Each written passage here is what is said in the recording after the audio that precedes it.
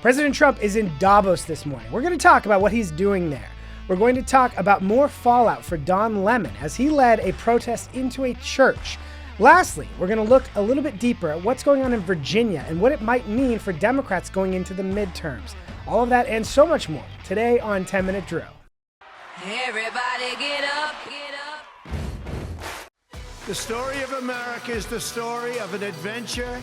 I can hear you. The rest of the world hears you. We are a nation under God, and I believe God intended for us to be free. This morning, President Trump is in Davos, where he's expected to meet with world leaders on a range of topics, from his continued crusade to take Greenland, Russia and Ukraine, and a wide range of other priorities. On Monday night and Tuesday morning, he went on a spree of tweets and Truth Social posts about his feelings about foreign leaders around the world, from Emmanuel Macron in France to his feelings about the Nobel Peace Prize and the fact that he has not received it. We're going to talk a little bit more about that in just a second. But first, President Trump held a press conference yesterday to mark the one-year anniversary of his inauguration. What we've done with growth is incredible. We created super high economic growth, and America is booming. It's booming. There are thousands of businesses right now that are being built. As we talked about yesterday, over the weekend, there were several polls marking that one-year anniversary, highlighting that right now, voters generally trust Republicans more than Democrats on a wide range of issues. But to me, there were two things that stuck out just a little bit. In the Wall Street Journal poll on who you trust more to look out for middle-class families, Democrats have a 3-point advantage. On who you trust more to care about people like you, Democrats have also a 3-point advantage. What that tells me is that while President Trump has had a number of major victories like those he's highlighted yesterday, not all of them got the attention they deserved because there's so many other things going on, which is a part of the Trump experience. But at the same time, that polling also shows us that there's an appetite, even among President Trump's supporters, to get him to focus a little bit more at home and the issues that are going on here. Those polls ask people specifically how they feel about President Trump's discussion on Greenland and whether America should take it. It's not popular. There's not a lot of support for America playing a more active role in taking Greenland, even if, as Scott Besson argued in Davos, American presidents have wanted to take control of it for a long time. One challenge is nobody can articulate what we need to get from Greenland and from Denmark overseeing Greenland that we're not able to get under the arrangement that we have right now. And as President Trump talks about the Nobel Peace Prize, one thing that he needs to remember is the biggest challenge to his legacy is going to be if Democrats win in the midterms, take back power, and take the White House and are able to cancel out everything that he has done, because we know they already are talking about how they're going to do that. For example, here's Chuck Schumer saying what he wants to do about DOGE cuts. If you look at the budget actually we're working on right now, and we'll have the T-HUD budget, transportation and HUD budget, we restore most of the cuts and even go higher than previous years on many of the programs that DOGE slashed. Here's Pete Buttigieg on what he wants to do to the Supreme Court. So I think it's not so radical to suggest a different makeup of the Supreme Court. Here's new Democrat darling Zoran Mamdani about what he wants to do about Immigration and Customs Enforcement, ICE. I am in support of abolishing ICE. So right there you have, they want to blow up the Supreme Court. They want to restore the DOGE cuts, which means the fraud faucet is coming right back on. And they're also going to get rid of the immigration enforcement and all the progress that President Trump has made and reopen the border. So if President Trump is genuinely concerned about his legacy, the place to start is refocusing on his agenda back at home and how it helps the American people and what he's doing about affordability. Back to Minnesota, one thing that we highlighted that I wanted to just reiterate a little bit is the danger that we're seeing rising in Minneapolis after Tim Walz called for vigilante confrontations from protesters with ICE. We talked yesterday a little bit about some of those episodes that people are seeing out in the street. First, protesters mistaking a bunch of tech workers for ICE agents. So clear. So clear. Oh my God. What? We do custom apps for a whole bunch of companies around Minnesota and the country. You hear the horns, you see the whistles. One ICE agent told a group of protesters exactly who they were helping with these kind of tactics. That vehicle right there is honking and impeding our investigations while we're trying to arrest a child sex offender.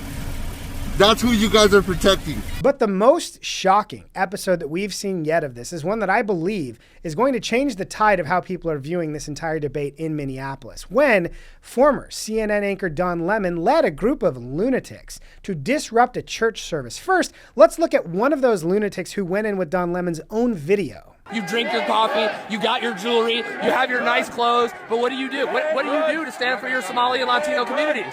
All these comfortable white people who are living lavish, comfortable lives while children are dragged into concentration camps. You're living real life, nice lives with your lattes, doing absolutely nothing for your Latino and Somali brothers and sisters. Out now! You're all living real comfortable, aren't you? Shame on you. Do something. Stand with the Somalis. Stand with the Latinos. Quit ignoring this injustice. What those clips highlight is Don Lemon led in a group of psychopaths like this person, not only to disrupt and, leave a message, but to shut it down. They chanted for people to get out of the church. They got in their faces. These are young girls trying to attend church, to a worship service they have a constitutionally protected right to be at. And they're being shouted down and chased out as he yells at them about what they're doing for their Somali brothers and sisters. First off, this is not good PR for the Somali brothers and sisters, but this only gets worse. And Don Lemon is also digging in much worse here, as he made clear in a podcast exactly what his motivations were. People who are, in the religious groups like that, it's not the type of Christianity that I practice, but I think that they're entitled, and that entitlement comes from a supremacy, a white supremacy. The DOJ has already made clear they take this very seriously and are looking into it. This is going to get the highest attention from the Department of Justice, because there is no more sacred right in our Constitution than the right to assemble and pray to God. And there are federal laws that protect that right. One thing that Don Lemon has argued in some of the interviews that he's done about this is that the First Amendment right of the protesters somehow superseded the right to worship of the church attendees, which is insane. But Keith Ellison said a similar thing. I say this is First Amendment activity. So there are numerous federal laws that are already being discussed here. The FACE Act, which protects the right to worship without protesters shutting it down. The KKK Act. There are other laws that have been discussed and come up here. But if you're a normal Minnesotan who's just trying to go to church and you have people come into it and try and shut it down and scream in your face when you have no involvement in the political discussion whatsoever, then you look out and you see the police don't come for 45 minutes after this has begun. Then you see that the chief law enforcement officer for the state, corrupt Keith Ellison, is saying, this is totally fine. It's protected activity, perfectly legal. How do you feel? All eyes are on Tim Walz, Jacob Fry, and others to see if they do anything to turn down the temperature from the monster that they created. So as we talk about those resources that are going into the resistance we're seeing from the left in Minnesota, you'll notice, again, these are not some ragtag operations of people just doing their best. There are actual dark money forces tied to government that are involved here. First, from the Daily Wire. Minneapolis prosecutor's top aide was part of the anti-ICE protest at church. So as you see this video of people saying, who shut this down, we shut this down, talking about a constitutionally protected church service, take note of this. If Minnesota churchgoers expected local prosecutors to protect them after anti-ICE disruptors halted a worship service on Sunday, they might want to think again. A top staffer for Hennepin County's Soros-backed prosecutor was among the protesters. Jamal Lundy works as an intergovernmental affairs coordinator for Hennepin County Attorney Mary Moriarty, is married to St. Paul City Council member Anika Bowie, and is running for a seat in the state legislature as a Democrat, according to his campaign website. That is from Luke Rosiak at the Daily Wire. So again, if you thought that the government might be there to help protect constitutional rights in the state, think again. But it doesn't end there. You may have seen a group of quote-unquote progressive pastors who have tried to hold a sit-in in a Target store to try and demand Target and other corporations take a more politically active position against the Trump administration. But as you see this, note, this is not some organic act of faith. This, again, is a dark money connected operation. I point you first to the group Isaiah. From local news, clergy group Isaiah demands ICE cease operations in Minnesota after fatal shootings. So while media has painted this as a group of do-good pastors that have gotten here to say from a perspective of religion, the companies need to do more to stop ICE, when in fact they're actually a politically aligned nonprofit. Isaiah opposes the use of law enforcement to deter crime, advocates for the decreased incarceration of criminals, and works against the enforcement of immigration laws. The foundation uses religious coalitions to advance left-of-center activism and helps set up local activist groups, which then hide their connection to the foundation, allowing it to be invisible in order to make its campaigns appear to be grassroots-led. Appear to be grassroots-led is the key operative phrase there. These are being portrayed as grassroots faith leaders getting together, when in fact this is a dark money group. But the other dark money group involved in these Target protests that's aligned with Isaiah is another one. Race Forward. One of the voices quoted in this story about the pastor's protests is a woman named Janae Bates, who works with a group called Race Forward. Since 2017, Race Forward has received $2,775,000 from the Open Society Foundations, the grant-making organizations funded primarily by billionaire philanthropist George Soros. You have a left-wing group that organizes pastors to make it look like grassroots, and you have another race-based group funded by George Soros that does the job of activism, again, intended to look like grassroots mobilization here. So when you see these protests, it's so important to remember that this is not just a group of do-gooders who all agree on something. This is a political operation led and funded by left-wing dark money. So yesterday we talked a little bit about the inauguration of Abigail Spanberger to be the next governor of Virginia and the radical turn she's already taken with her agenda. But before we get to that, for a lighthearted moment, we're not a fashion podcast, but we did want to do a little who wore it best based on her inauguration outfit. First, Abigail Spanberger, or the White Witch from the Chronicles of Narnia. Abigail Spanberger, or Emma Frost from X-Men. Abigail Spanberger, or President Coin from The Hunger Games.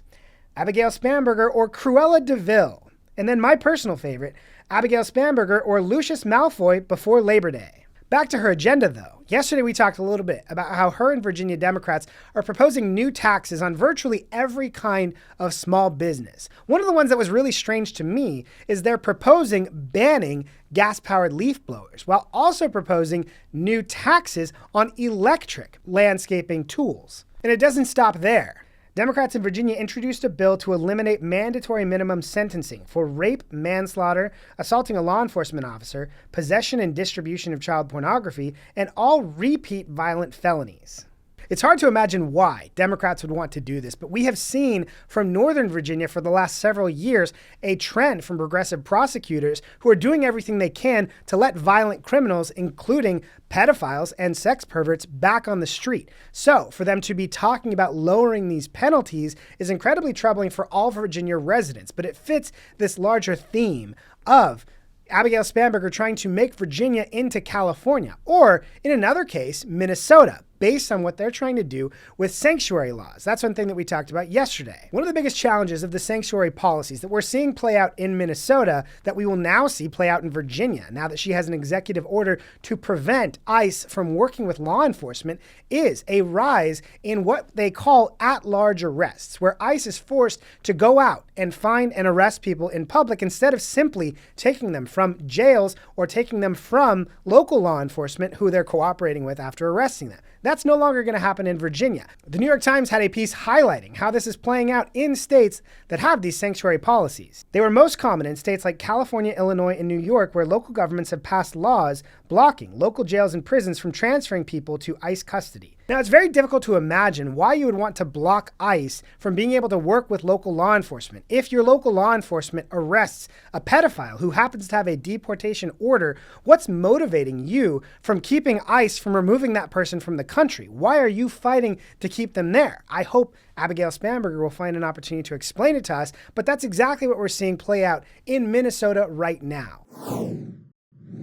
For our You Can't Make It Up segment today, we wanted to talk just a tiny bit about the issue that I believe will somehow continue to dog Democrats through the midterms and potentially into the presidential election of 2028. First, last week, the Supreme Court heard a case on protecting women's sports and the issue of some states trying to ban men from playing in women's sports and Democrats trying to stop them from doing that. After that, there was a viral exchange in the Senate between Senator Josh Hawley and a left-wing activist about that issue. Can men get pregnant? Again, the reason I paused there is I'm not really sure what the goal of the question is. The goal is just to establish a biological reality. You just said a moment ago that Science and evidence should control, not politics. So let's just test that proposition. Can men get pregnant? As this has come back up, Axios reached out to 20 different Democrats who have been in the conversation to run for president in 2028.